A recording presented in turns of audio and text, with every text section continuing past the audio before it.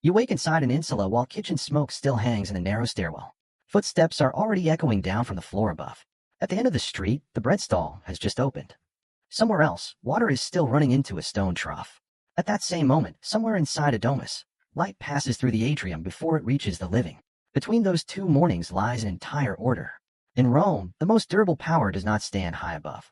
It enters ordinary life first, and only afterward is it given a name. And if you want to go deeper into the question of how Rome's power could enter daily life so completely, subscribe and come along for the journey. There are places where people feel the weight of an empire not through marble, but through air that seems to have almost no room left in it. Morning inside an insula does not arrive in silence. It arrives with door latches snapping open, footsteps hitting the shared stairs, and bodies brushing one another before the day has truly begun. In Rome, insulae often rose several stories high. Below were shops and small workshops. Above was life compressed more tightly than privacy should allow. For a young person, that meant waking already swept into a shared rhythm. No one had to give an order. No one had to explain anything. The city pushed you into its current on its own. What remains at Pompeii and Herculaneum, shops, rooms, stairways, passageways, still suggests a life that was crowded, close, and loud. Rome showed power from its lowest level like this, not only by ruling through law, but by forcing bodies to learn how to live beside one another without breaking apart. But the more crowded the city became, the more its cost appeared in things that pressed close against the body. Narrow stairs, thin walls, fire too close to the skin. The higher the apartment, the farther the ground. A single small mistake could leave an entire block anxious. Juvenal and Martial both left behind images of a Rome that was noisy, dense, and not gentle with the people inside it. For those lower in the urban order, stability was not a beautiful idea. It was what kept the kitchen from becoming a major fire, what stopped a roof from turning into panic that ran from floor to floor. That is what must be remembered about Rome. This empire did not only know how to enlarge a map, they also had to learn how to keep fragile living spaces from slipping into chaos all at once. In cramped housing, Romans learned a cold truth early. A crowded city does not break first because of great events.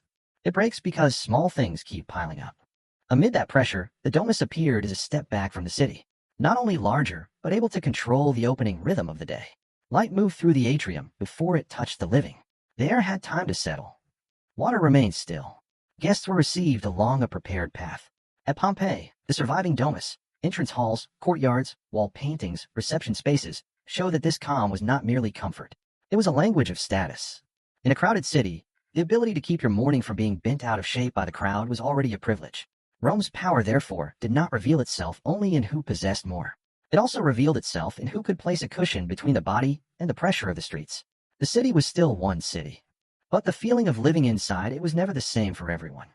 Living space itself in Rome taught people to accept distance between them. But Rome's order did not stop at the doorway. It entered the dinner table, the seating order, the glance, and the final word that could end a family discussion. There stood the paterfamilias. Behind him stood patria potestas, the father's broad legal authority over his descendants in the male line and over the property under his roof. This did not belong only to law. It belonged to the rhythm of life. It made a child understand early that authority had a familiar face, that family honor was not something vague, and that duty usually arrived before personal desire. To understand Rome from within, that must be remembered. Before a person met the empire in the public square, he had already met the empire's logic inside his own home. Hierarchy did not begin in the barracks. It began in who spoke first, who held the money, who decided marriages, and who represented the family line. The strongest empires often do not teach power from afar. They let the family teach it for them. Some lessons never have to be spoken out loud, yet they still follow a person for life. Women and children in Roman households often learned order that way. Not through stone inscriptions, not through speeches, but through waiting, worship, meals, duties, and those moments when silence had to arrive exactly the right time. Broad studies of the Roman family show that the home was where roles, honor, and patterns of life were passed from one generation to the next. Children grew up in a world where hierarchy was already present in every gesture. So living in Rome did not mean only living among great buildings. It meant being raised in the belief that a stable life required structure, and that structure deserved to be guarded like a living inheritance. That is why Rome was stronger than it looked. It did not only govern the square. It trained people to live with rank and obligation from within the household itself. Yet the household still was not enough. The empire revealed its full shape only when the door opened and you stepped into the city's shared rhythm.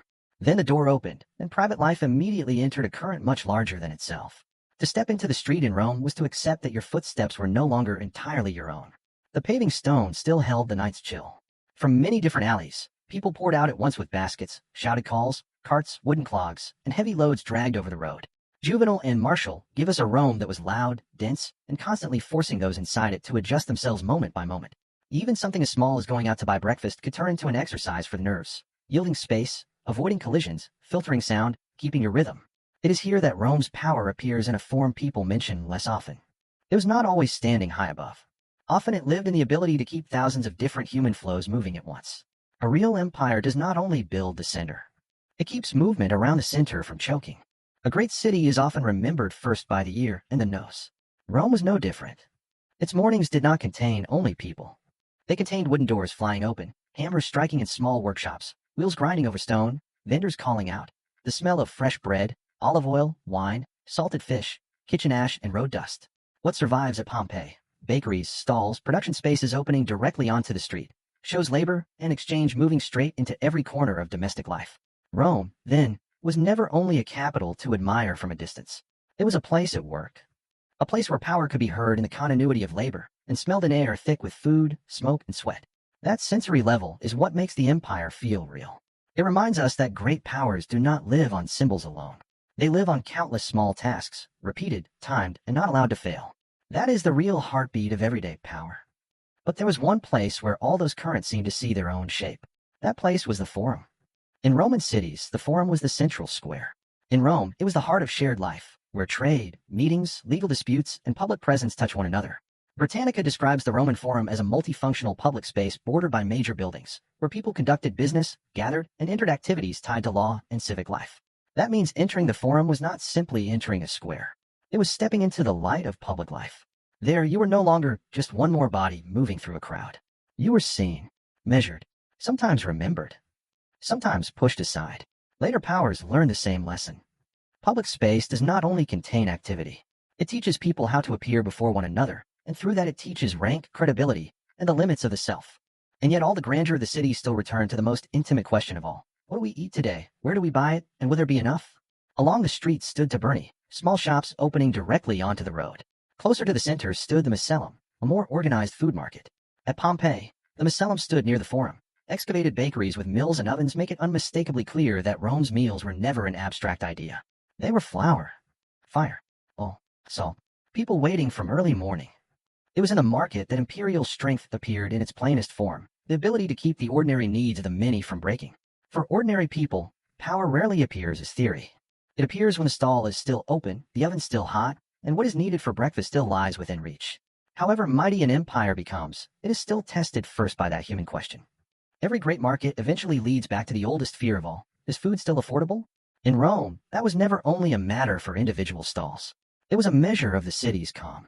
When wheat moved slowly, when ships were held offshore by wind, when prices changed on the lips of sellers, unease spread quickly, from the bread stall to the square, from the small kitchen to the crowded street.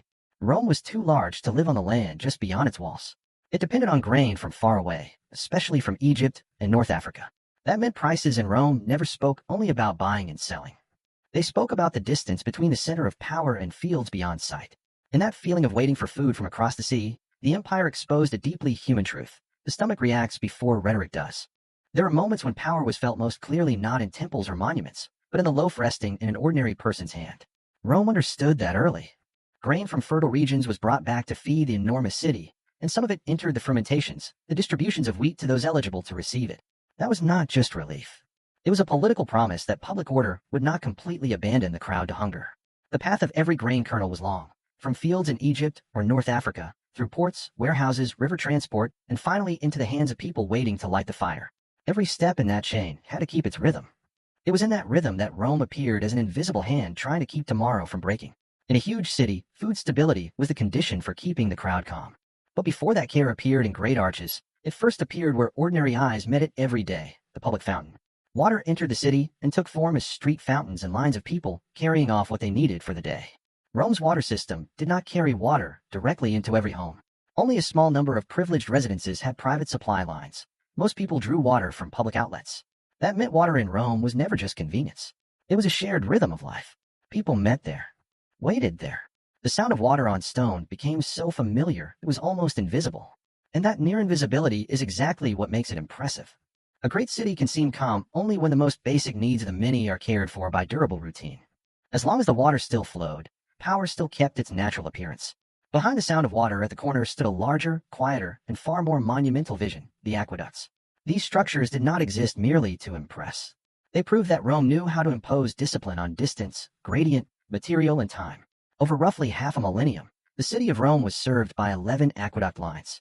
What was impressive was not only the image of arches cutting across the sky. Much of the system actually ran underground. Its real weight lay in regularity. Water had to arrive day after day, season after season. That was the moment Rome did what every long-lived power eventually has to do: turn infrastructure into habit. Power is rarely preserved by symbols alone. It lasts through works that go on quietly feeding ordinary life long after the builders themselves are gone. But wherever clean water arrives, the question of what gets left behind arrives with it. The reverse side of civilization always lies in the place people least want to look. In Rome, that meant latrines, drains, refuse, and everything the city had to force downward so that the surface could remain orderly. Water in the city did not flow only into fountains and baths. Some of it also washed streets and passed through drainage systems. That shows Rome was not naive about urban life. Romans understood that a crowded city could not attend only to what looked bright and orderly. It also had to manage what was foul, damp, ugly, and always capable of rising back up into daily life.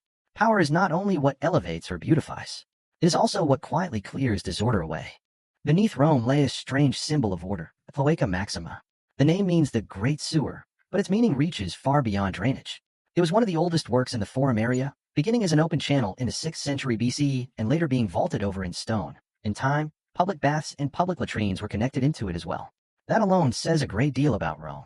Civilization is not built only from dry, bright places. It is also sustained by low, dark, wet ones.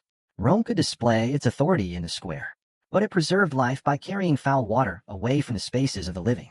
Perhaps nowhere else shows more clearly that lasting power endures not only because of what it raises up, but because of what it patiently carries away every single day. Even so, no city ever fully defeats the fragility of the human body. Crowding always has its price. Kitchen smoke, stale air, standing water, waste, and people pressed too close together. Rome's water infrastructure was remarkable, but the ancient world did not possess sanitation systems as refined as modern standards. That gap alone reveals the limits of every civilization. You can have public fountains, a great sewer, and spectacular aqueducts, and still live in narrow lanes where disease moves through places infrastructure cannot fully reach. That matters if we want to read Rome soberly. The empire could extend power across a map. Yet in each neighborhood, it was still pulled downward by things that would never completely submit to organization. A great power becomes durable only when basic needs are maintained without interruption. Perhaps that is why the Romans did not only try to keep the city cleaner. They also tried to soften the exhaustion the city itself produced. That is where the thermae appeared. Public bath complexes developed to a remarkable level of refinement. They existed not only for washing.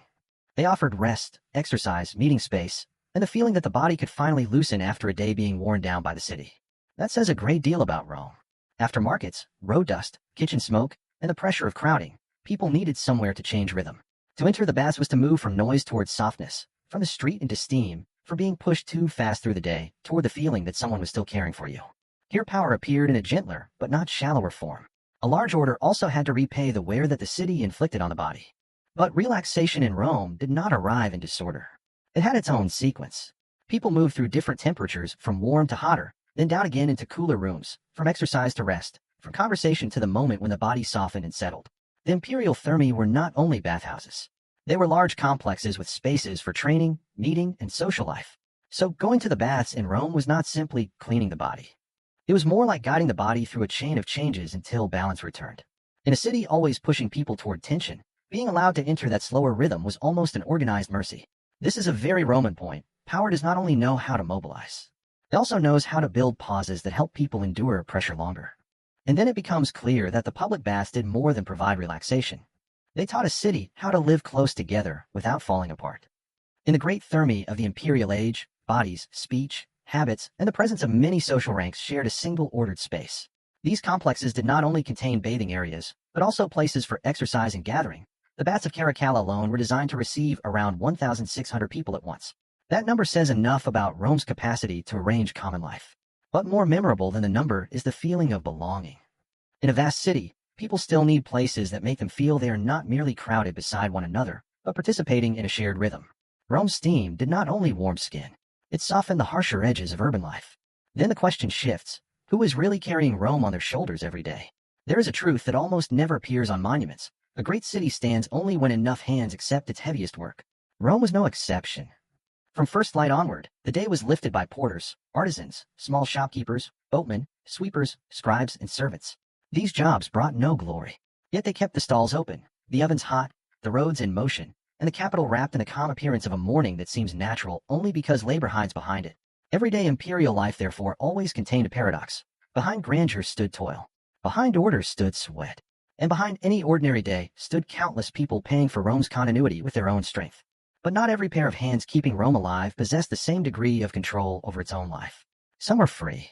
Some were freedmen, once enslaved, later manumitted. Others remained enslaved, treated in law as property, even though their labor touched nearly every corner of Roman life. They were present in households, shops, workshops, farms, ports, and cities. Some did heavy work.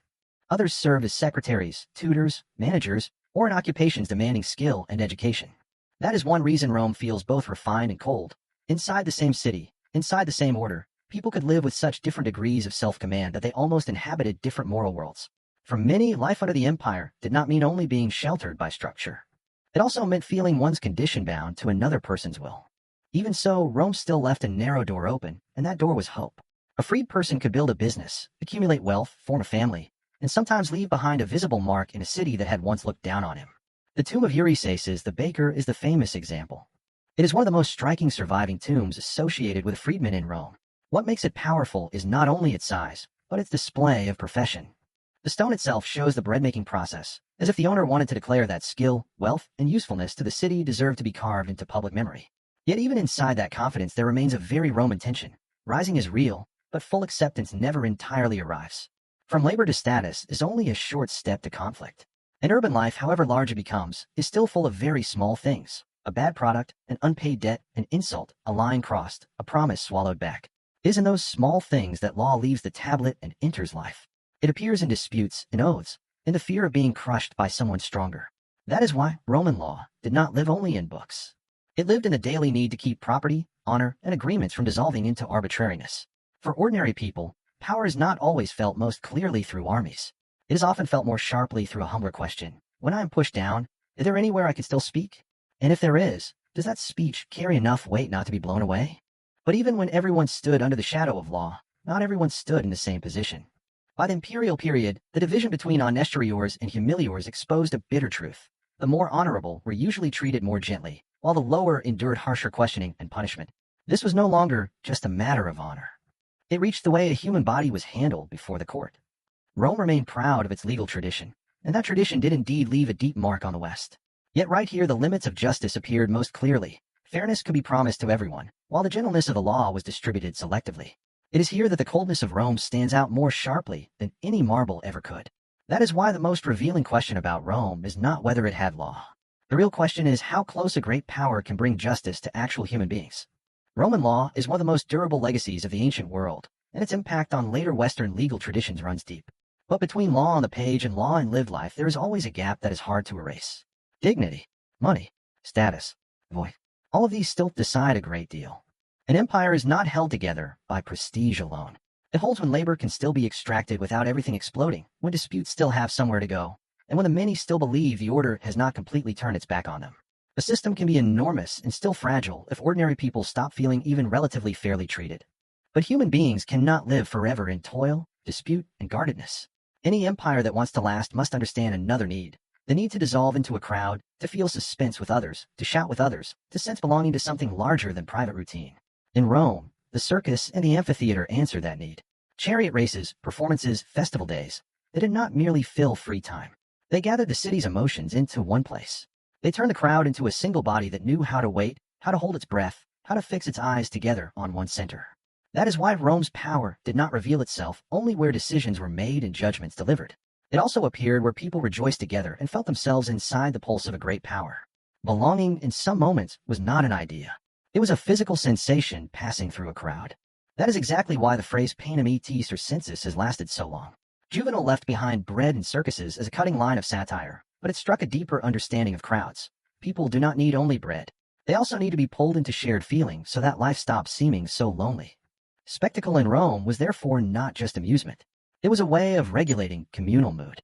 It softened exhaustion. It redirected resentment. It gave the city days when everyone felt suspended inside the same atmosphere. And in that roar, we hear a lesson that many later powers would keep relearning. If you want to endure, it is not enough to govern bodies. You also have to touch imagination, anticipation, and the need to belong. At that point, power stops being mere control. It becomes emotional design. And yet belonging was not created only in crowded places. Sometimes it lived in a very small corner of the house. There were the Laras and Penates, the guardian spirits of home and plenty, and the Lararium, the small household shrine set like a quiet center of family life. A meal, a prayer, a small lamp before the shrine could turn the home into a place where ancestors, present needs, and hope for tomorrow all met. That shows private space in Rome was never fully separate from the larger order. Power did not only stretch across roads, squares, or baths. It also entered the kitchen, the household shrine, and the most silent habits of domestic life. In that quietness, Rome did not appear as a shout. It appeared as a rhythm of trust already absorbed into daily existence. The strongest empire is often not only seen, it is practiced every day. And when the household opened outward into the community, that feeling of belonging took on a broader form. The ludi publici, public games connected with honoring the gods, show that Rome did not separate entertainment from ritual. They included chariot races, theatrical performances, crowds, presiding officials, and a shared rhythm of life that temporarily stopped ordinary work in order to turn towards something larger than private existence. That means these occasions were not only for amusement. They were moments when a crowd stepped into a frame that was both festive and sacred. Work could stop. Lawsuits could pause. The city turned together toward a shared order. That is why festival in Rome was never just a party.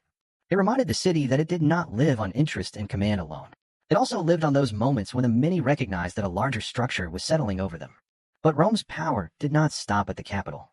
An empire reveals its full reach only when people very far away still feel the hand of the center touching them. That is where Roman roads enter the story. Rome's road system stretched from Britain to the Tigris-Euphrates region, from the Danube to Spain and North Africa. The total length of paved roads reached roughly 50,000 miles. Try looking at it from a distant province.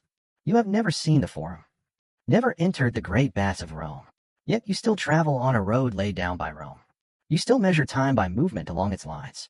You still receive orders, submit reports, carry goods, and orient yourself toward the center through the surface under your feet. That is the moment distance is tamed. And once distance is tamed, power no longer needs to appear everywhere as statues or armies. As long as the road is still straight, durable, and leading back to the center, people already know to whom they belong. Along those roads ran the cursus publicus, the imperial network for official transport and communication, one of the most highly developed postal systems of the ancient world.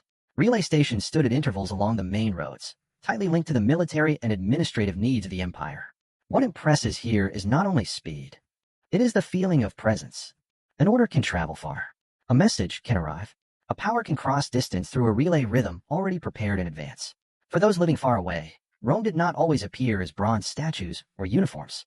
Sometimes it appeared in the messenger arriving on time, in the roadside station, in the fact that the center could still make itself heard across immense space. It is here that power reaches an almost invisible but very deep form, turning distance into presence so that even those far away still live inside the same central will. People usually imagine power in the highest places: banners, statues, triumphal arches, the roar of crowds. But in Rome, the deepest power lay in the most ordinary places. It lived in the loaf still sitting on the counter, in the fountain still running at the corner, in the dispute that still had somewhere to be judged, in the bathhouse still opening to the many, and in the road that still tied the distant province to the center. That is why Rome was not only seen. It was waited for, used, and felt every day. People lived with it so long that they almost forgot they were inside of it all. And perhaps that is the deepest form of power, one that no longer needs display, because ordinary life has grown used to living inside it. That is exactly when another question begins to appear. What happens when that rhythm no longer feels fair? People often think an empire begins to weaken when borders split or armies can no longer hold distant lands. But with Rome, the fracture may have started earlier than that, and much closer than that. It began in everyday life, when the loaf on the counter no longer felt secure, when clean water at the corner stopped feeling guaranteed, when law no longer felt even relatively fair, when the people carrying the city on their backs no longer believed the order still belonged to them. No empire rots first in the farthest place. Often it rots in the nearest one, in the habits that once calmed the many day after day. That is why Rome still casts such a modern shadow. Its strongest power lived in ordinary life. And it was there, too, that the first cracks appeared. Once the unspoken contract of the ordinary day breaks, what begins to shake is not just the city. It is the deepest foundation of the empire itself. If the whole story had to be reduced to a single question, it would not be, what did Rome build? It would be, how long could Rome preserve the ordinary life of the many? That is the question that still carries weight now. Does a great power stand through law, roads, supply, or through the quiet belief that ordinary life is still being protected. Rome left behind more than ruins. It left a test for every great power that comes after it. You may be immense, fast, and able to reach very far. But if the many stop feeling protected from disorder, hurt and disputes, able to reach basic needs, and treated with at least some measure of fairness, then the deepest layer begins to hollow out before the visible surface collapses. In the next part, we will step into exactly that moment. Well, the first cracks do not come from the frontier, but from inside the rhythm of ordinary life itself.